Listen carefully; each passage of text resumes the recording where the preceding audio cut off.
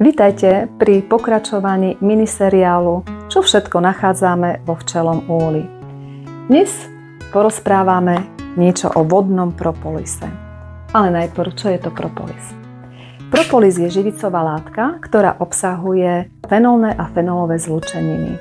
Má silne antitoxické, antivírusové, antibakteriálne, protizápalové, analgetické účinky.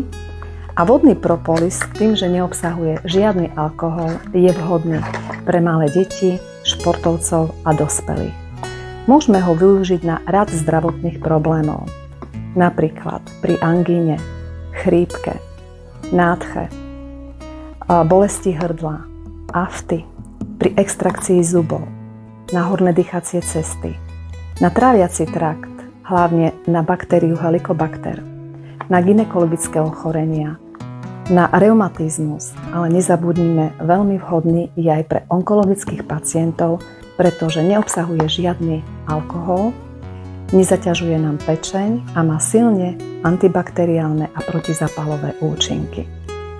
Vodný propolis odporúčame na podporu imunity aj malým deťom. Môžeme ho použiť na inhaláciu, dobrý pri bolesti uši, tak si ho rozriedime na 15%, pretože tento vodný propolis je 30% a kvapkáme do uši 2-krát denne.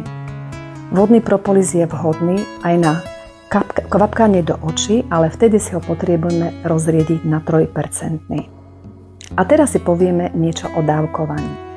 Propolis dávkujeme malým deťom do 5 rokov 1-2 kvapky 2-krát denne preventívne. Ale pri akutných zdravotných problémoch môžeme zvýšiť dávku do 50 kvapiek. Pri vysokej teplote podávame deťom každú hodinu 5 kvapiek.